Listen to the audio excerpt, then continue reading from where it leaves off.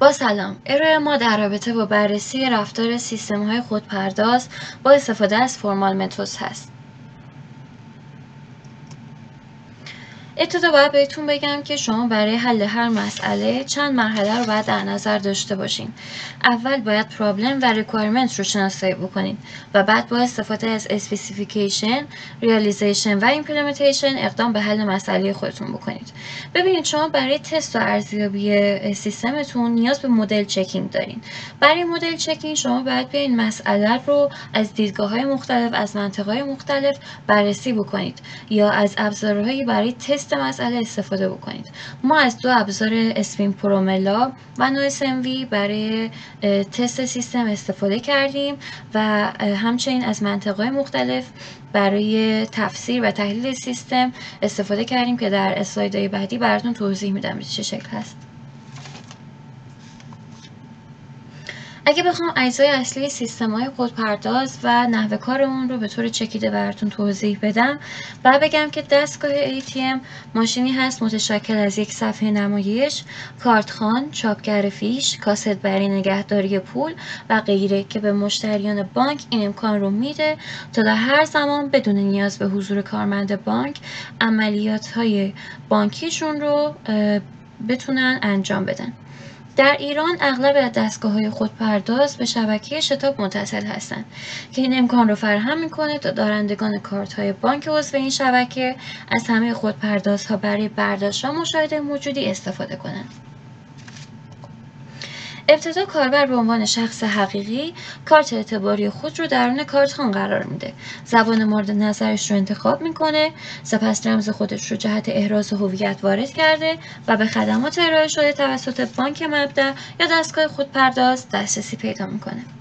این خدمات شامل پرداخت وجه نقد، واریز وجه نقد، انتقال وجه بین حساب‌ها، چاپ گواهی حساب، بررسی موجودی، پرداخت قبض و انواع خدمات دیگر بانکی هست که تمام این موارد با استفاده از نرم افزارهای ارتباطی بین شبکه‌ای، برنامه مدیریت تراکنش‌ها و اتصالات مخابراتی و یا فیبر نوری میسره.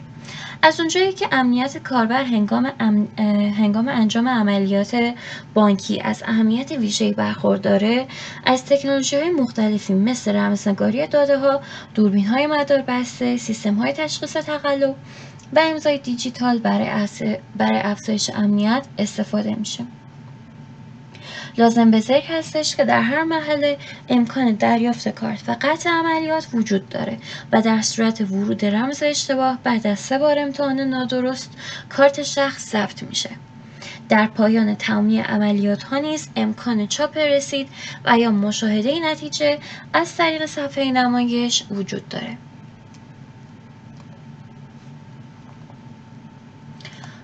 در این اسلاید ما اومدیم نقش ذهنی یا مایند مپی که از ATM داشتیم رو به شما ارائه دادیم و بگم که کدهایی که داخل نویس MV و اسپین پروملا آورده شده تماما بر اساس این مایند مپ هست. خب همونطور که بهتون گفتم ما از منطقه‌های مختلفی برای تحلیل سیستم استفاده کردیم. اول از منطق مرتبه 0 شروع میکنم. ببینید منطق مرتبه 0 نسبت دهی نداره و به موارد عمومی اشاره میکنه. منطق مرتبه 1 سور عمومی و سور وجودی داره که در این اسلاید برای سور عمومی چند مثال آورده شده، مثل یوزر authentication. میگه که for all users if you insert a valid card and enters the correct pin then you is authenticated. ببینید اینجا if و then منطق مرتبه 0 میشه. اگر آنگاه، اگر و تنها اگر، not and or اینا همشون منطق مرتبه 0 هستن. ولی وقتی میگه که for all users برای تمامی کاربران این داره سور عمومی رو میگه برای تمامی کاربران اگر کاربر کارت معتبری رو وارد دستگاه بکنه و رمز درستی رو وارد کنه، آنگاه در نتیجه احراز هویت میشه، کاربر احراز هویت میشه. یا پسورد آپدیت میگه که for all users if you enter the correct password the current password correctly then you can update the password. میگه که اگه برای تمامی کاربران اگر کاربر یو رمز فعلی رو به درستی وارد بکنه سپس یا آنگاه کاربر میتونه رمز خودش رو تغییر یا آپدیت کنه. منطق بعدی که راجبش صحبت کردیم مودال لاجیک هست. ببینید داخل مودال لاجیک ما دو کلمه مهم داریم، امکان داشتن و ضرورت داشتن. ما راجب نسسری صحبت میکنیم. داخل این اسلاید دو مثال برای ضرورت داشتن گفته شده. It is necessary for a user to insert a valid card into the ATM. میگه ضرورت دارد کاربر کارت معتبر رو وارد دستگاه بکنه. یا در رابطه با پین verification it is necessary for the user to enter the correct pin to authenticate. برای کاربر ضرورت دارد تا رمز درستی رو برای احراز هویت وارد کنه. اگه بخوام راجع به امکان داشتن صحبت بکنم، ببینید شما زمانی که بخواید از دستگاه ATM رسید دریافت بکنید این امکان برای شما وجود داره که شما بتونید انتخاب بکنید و از این بهره مند بشین. الزاماً ضرورت نداره، یعنی واجب نیست، ولی این امکان برای شما وجود داره که با انتخاب این گزینه بتونید رسید دریافت بکنید بعد از انجام هر عملیات. منطق بعدی لینیر تمپورال لاجیک است. ببینید در لینیر تمپورال لاجیک ما به گذر زمان اشاره داریم. کلمات کلیدی که در این منطق ما ازش استفاده میکنیم next, eventually, always و until هست. بعدی، همیشه، نهایتاً یا تا زمانی که. اول گفته card insertion. The ATM system shall always be ready to accept the card insertion. یا میگه که تو عملیات transaction after a successful authentication the user shall eventually be able to perform a transaction. ببینید تمام این مراحل به ترتیب اتفاق میفته و به گذر زمان اشاره داره.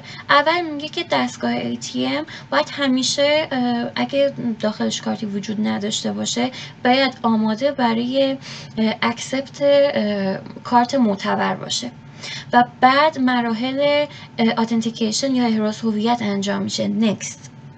و ترانزکشن میگه که زمانی که این اتنتیکیشن یا احراز هویت به طور کامل انجام شد در نهایت کاربر قادر خواهد بود که بتونه عملیات ترانزکشن رو به طور موفقیت آمیز انجام بده و بعد لوگ اوت بکنه و بتونه حالا کارت خودش رو دریافت بکنه. خب منطق بعدی که راجبش صحبت کردیم دیانتیک لاجیک هست. ببینید در دیانتیک لاجیک ما بیشتر به اخلاقی بودن سیستممون سعی میکنیم بیشتر اهمیت بدیم. یعنی چی؟ یعنی از کاربر اجازه میگیریم یا کلا راجب اجازه گرفتن یا واجب بودن صحبت میکنیم. به طور مثال اینجا دو تا مثال زده، گفته ATM users are obligated to enter a valid PIN for authentication. یا برای permission گفته users are permitted to withdraw funds within their account limits. ببینید شما زمانی که بخواین وجه نقدی رو از دستگاه ATM دریافت بکنید دستگاه ATM از شما میپرسه چه مبلغی رو میخواین دریافت بکنید. این amount of money که میخواین دریافت بکنید چقدر هست. از شما اجازه میگیره که این عملیات رو برای شما انجام بده یا خیر.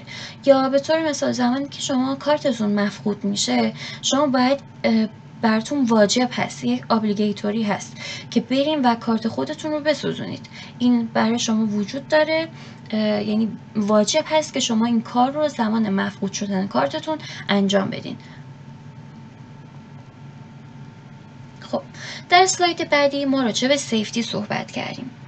ببینید در سیفتی ما مطمئن میشیم تا اتفاق بدی در سیستم رخ نده.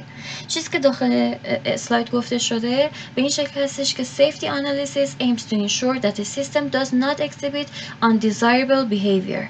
یعنی چی؟ یعنی اون سیستم کار خارج از اون چیزی که ما میخوایم رو انجام نده. به طور مثال شما زمانی که کارتتون رو وارد دستگاه ATM میکنید نباید موجودی حسابتون خالی بشه، یا مثلا نباید بدون هیچ دلیلی کارتتون ضبط بشه. اینها اتفاقایی هستش که ما سعی میکنیم در سیفتی ازش جلوگیری بکنیم. اسلاید بعدی راجع به لایونس صحبت میکنه.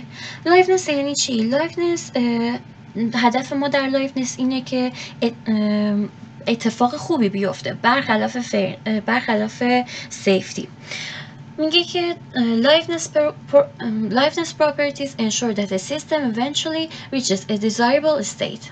In an ATM, liveness properties relate to the completion of a transaction and the responsiveness of the system to user request.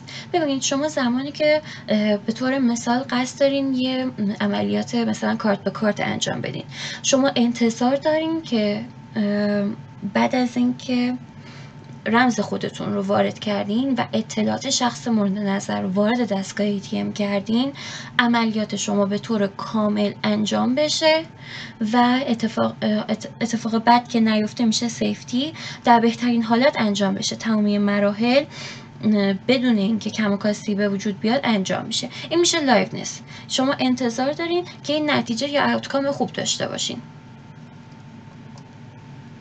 بعد راجع به فیرنس صحبت میکنیم. ببینید تو فیرنس ما 3 تا حالت داریم: weak fairness، strong fairness یا unconditional fairness. طبق چیزی که داخل اسلاید گفته شده میگه fairness ensures that all users have equal access to the ATM system and its services, preventing discrimination or unfair treatment. ببینید به طور مثال من اگه الان میخوام از دستگاه ATM استفاده کنم، خدماتی که به من داده میشه باید با خدماتی که دستگاه ATM به شما میده باید یکسان برابر باشه. باید یک عدالت اینجا برقرار باشه بین تمامی کاربران و تمامی دستگاه ATM که بتونن خدمات و سرویس های یکسانی یا به تمامی افراد ارائه بدن. خب در ادامه ما اینجا در رابطه با ابزارهامون صحبت میکنیم، اسپین و NoSMV. ببینید داخل این اسلاید گفته شده اسپین is a model checker that uses the Promella language to specify and verify the behavior of systems. It can be used to analyze the ATM system for safety, liveness and fairness properties. که اینجا ما اومدیم کد مد نظرمون داخل پرملا وارد کردیم. اتوماتا ویوش رو الان شما میتونید اینجا مشاهده بکنید که به چه شکل هست.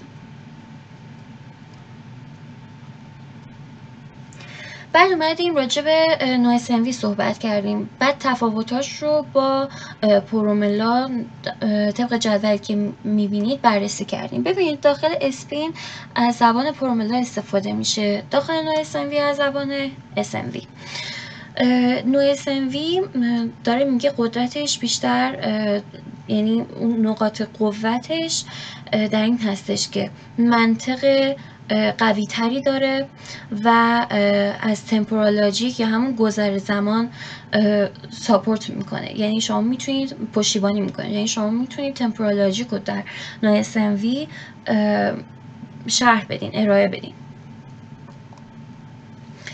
اینجا هم اومدیم نمونه کدی که داشتیم رو داخل NoSMV گذاشتیم و اسکرین شاتش رو شما الان داخل این اسلاید مشاهده میکنید.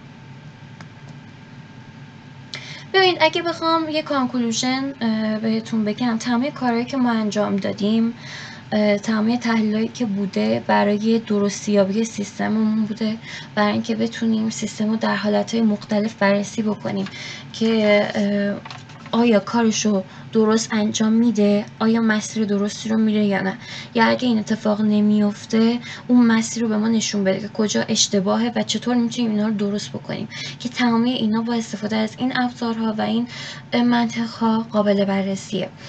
در آخر ما میایم سیفتی، لایونس و فیرنس رو، این چیزایی هستش که این مواردی هستن که برای ما اهمیت داره که بتونیم لایونس رو بهبود بدیم، ایمپروف کنیم، یا از سیفتی مطمئن بشیم، یا بتونیم یه فیرنس یا عدالتی رو بین تمام کاربران و دستگاه ATM ایجاد بکنیم. در این اسلاید هم لینک گیت هاب رو گذاشتیم که شما بتونید به کدهایی که داخل نوسنوی و اسپین پروملا گذاشتیم دسترسی پیدا بکنید و بتونید چکش بکنید. اینجا هم تمامی رفرنس هایی که برای تولید و ارائه این پاورپوینت آورده شده رو ما اینجا گردآوری کردیم همطور که مشاهده میکنید. ممنونم از توجهتون. وقتتون بخیر.